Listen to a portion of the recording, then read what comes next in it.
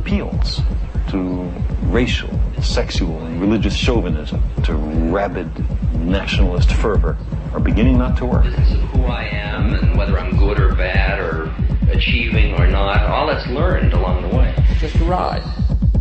And we can change it anytime we want. It's only a choice. No effort, no work, no job, no savings of money. I realized that I had the game wrong. That the game was to find out what I already was.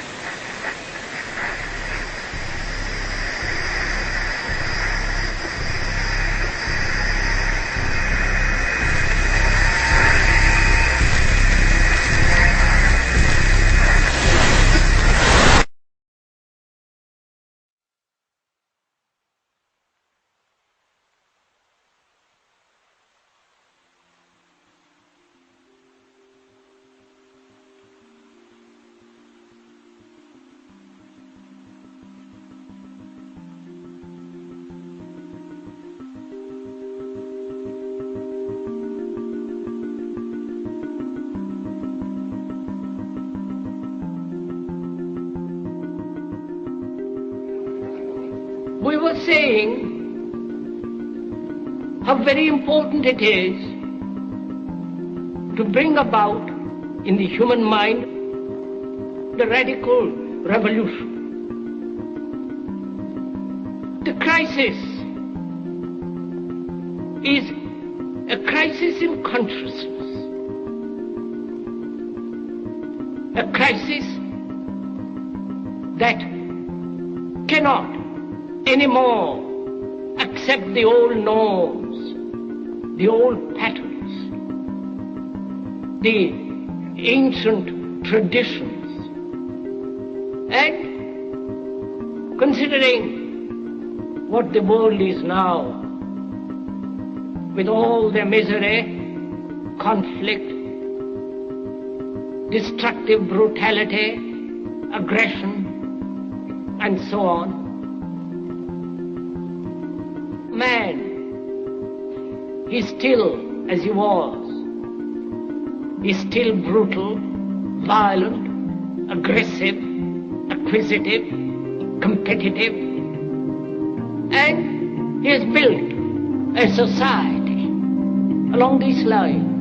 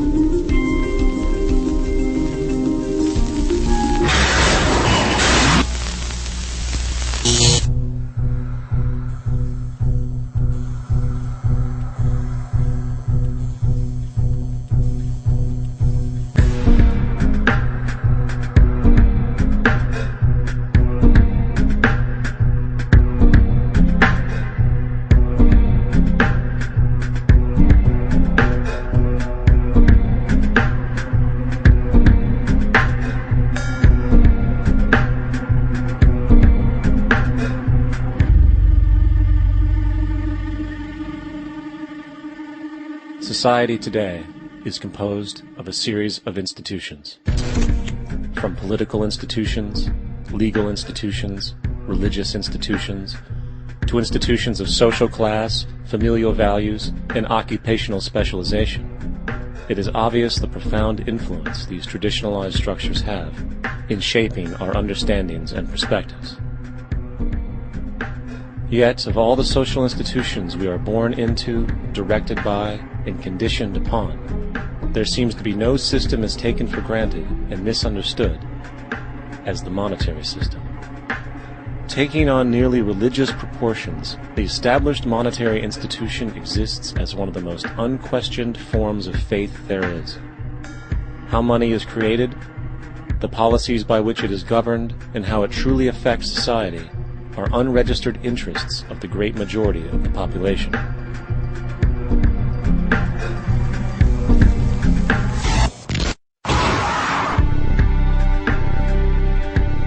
In a world where 1% of the population owns 40% of the planet's wealth, in a world where 34,000 children die every single day from poverty and preventable diseases, and where 50% of the world's population lives on less than $2 a day, one thing is clear: something is very wrong.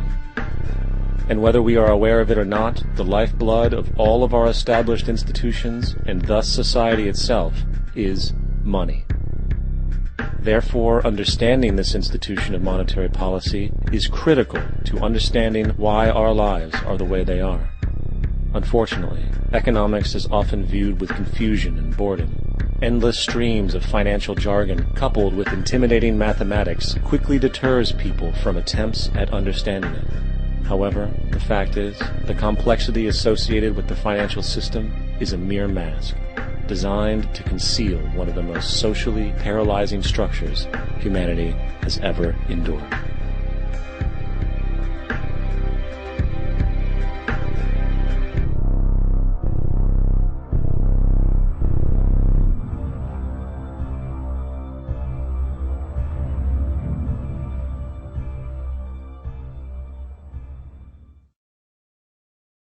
A number of years ago, the Central Bank of the United States, the Federal Reserve, produced a document entitled Modern Money Mechanics. This publication detailed the institutionalized practice of money creation as utilized by the Federal Reserve and the web of global commercial banks it supports. On the opening page, the document states its objective. The purpose of this booklet is to describe the basic process of money creation in a fractional reserve banking system. It then proceeds to describe this fractional reserve process through various banking terminology, a translation of which goes something like this. The United States government decides it needs some money, so it calls up the Federal Reserve and requests, say, $10 billion. The Fed replies, saying, sure, we'll buy $10 billion in government bonds from you. So the government takes some pieces of paper, paints some official-looking designs on them, and calls them treasury bonds. Then it puts a value on these bonds to the sum of $10 billion and sends them over to the Fed. In turn, the people at the Fed draw up a bunch of impressive pieces of paper themselves, only this time calling them Federal Reserve notes, also designating a value of $10 billion to the Fed. The Fed then takes these notes and trades them for the bonds. Once this exchange is complete, the government then takes the $10 billion in Federal Reserve notes and deposits it into a bank account. And upon this deposit, the paper notes officially become legal tender money, adding $10 billion to the U.S. money supply. And there it is. $10 billion in new money has been created. Of course, this example is a generalization, for, in reality, this transaction would occur electronically, with no paper used at all. In fact, only 3% of the U.S. money supply exists in physical currency. The other 97% essentially exists in computers alone. Now, government bonds are, by design, instruments of debt. And when the Fed purchases these bonds, with money it essentially created out of thin air, the government is actually promising to pay back that money to the Fed. In other words, the money was created out of debt. This mind-numbing paradox of how money or value can be created out of debt or a liability will become more clear as we further this exercise.